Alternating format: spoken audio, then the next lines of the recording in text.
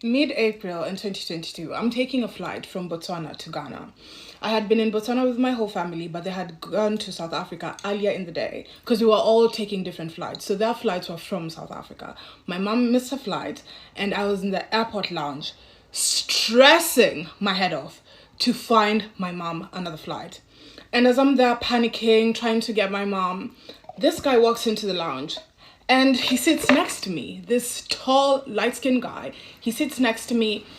He starts talking to me. And I'm like, yeah, I'm not really in a position to chat right now. And he keeps talking. So in my mind, I'm like, bro, shut up. And he keeps talking. So after some time, I'm like, damn, he actually seems like a cool, genuine dude. And I'm giving him like a horrible attitude based off my problem. So I'm like, yeah, hey. So I start talking to him. We start chatting. He's really nice. We are on the same flight, coincidentally, because we were both going to Ethiopia for the night. So we're both going to Ethiopia, but he was going to Nigeria and I was going to Ghana. Cool. We get on the flight. He asked the lady who's sitting with me to switch so he can sit with me. And then he asked the hostess for champagne. And I'm like, yeah, I'm not drinking on a flight. So he drinks on his own. We get to Ethiopia. In Ethiopia, if you're spending the night, they set you up in a hotel. So we were in two different hotels and he asked these guys if he can switch to my hotel. So we get in the van and we go to the same hotel. We go freshen up, meet downstairs for dinner. Guys, from the moment I sat down to have a meal with this man, I had the time of my life. We ran around the hotel, we took shots. He carried me on his back for half the night. He was just swinging me around like, just like, paper. It was so much fun. It was a literal movie. It's one of the best nights I have actually ever had in my life. So the night ended up with, because I had two different beds in my room. So he came into my bed. So I was lying down and he was lying down too. And we're looking at each other and we're just talking, and that's how we fell asleep.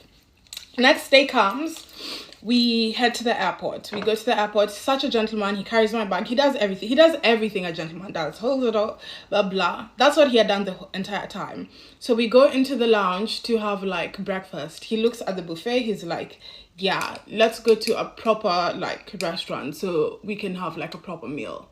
So he takes me to one of the airport restaurants. We have a meal. And then when we finish eating, he takes out his bag and he's like, I bought some gold and diamonds in Botswana. And he was like, I want you to have this gold bracelet. The first gold bracelet I have ever owned was actually from him. He gives it to me. Okay, he takes me to my terminal. I board my flight. He stands there and watches me board the plane. Cool. In January of 2023, I'm in the airport in Ghana. I'm flying from Ghana to, I'm flying to Ghana to somewhere. None of your business. I'm flying from Ghana to somewhere. And as I'm crossing the terminals, I hear someone calling my name. Elsa, Elsa. I turn, it's him. Guys, I dropped my bags.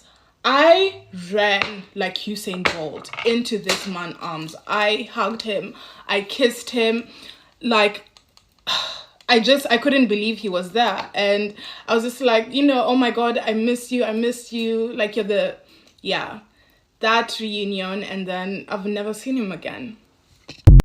In April of 2021, my family and I were in Dubai. We were staying in Dubai for a month. So on the second day, we are in the courtyard of the hotel. We're having breakfast. My friend Chanel walks in and she says hi to my family. She looks at me and she's like, Mrembo, go get ready. She calls me Mrembo. So I go get ready. We hop in the car. She takes me to this restaurant in the financial district, this Chinese restaurant. We eat, we have a grand time. Such an expensive restaurant, but such good food. So I didn't really mind. So I'm just eating, we're having a time, we're laughing, we're drinking. So time to go comes and I'm telling Chanel like, hey, like, where's the bill? And Chanel looks at me and she's like, babe, you have millions of followers. There is no bill. I kid you not, we did this every other day, the entire time I was in Dubai. I do not recall one time I was in Dubai in a restaurant and paid for a bill. Chanel would tell the restaurants like who I am, and she always made me feel so special. She would always call me superstar, or she would ask people, she'd be like, do you know who this is?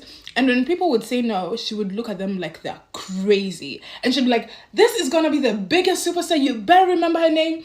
And Chanel always, like the entire time I was in Dubai, Chanel just always made me feel so wanted around and so special. Even like about a week later, she was like, Rambo, you're in Dubai, you have to do like a magazine cover. And I asked her, I'm like, Chanel, how am I going to do a magazine cover in Dubai? Said, you don't worry about that. I'm about to take over. So a few days after that, she takes me to this designer studio. He's called Fan Amato. She takes me to Fan's studio. Guys, the whole day, I just like tried on wedding gowns, wedding dresses. She was playing like royalty music for me in the back. Ugh, I love this girl. And after that, she like arranged for the whole shoot. Like she had the editor-in-chief. They came to get me from my hotel with another Emirati guy. You know the Emiratis who drive the white Prado? Do you guys know the Dubai white boy Prado? Yeah, so we rode in that, and then the editor-in-chief and a friend of his rode in a Ferrari behind us, and we went to the desert and we just shot the whole day. Guys, it was a dream. I don't know how to explain it. I can only explain it as a dream. And on my last day in Dubai, Chanel booked for us. Well, she called because she has a friend at SLS. Her friend is in the higher ups of the SLS hotels. So she told them, she was like, hey, let me and my friends come do an entire pool day at SLS. And we just sat in the rooftop the whole day. We just like used the pools. For those who've been in the SLS Dubai rooftops, like, you know how it looks like. It's so luxurious and so stunning. And we just stayed there the whole day and had drinks and had food.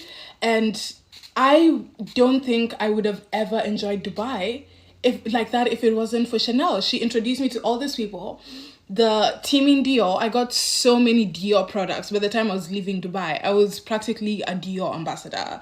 She introduced me to the head of partnerships in Pretty Little Thing. Have friends who look out for you like that, because that kind of support cannot be bought.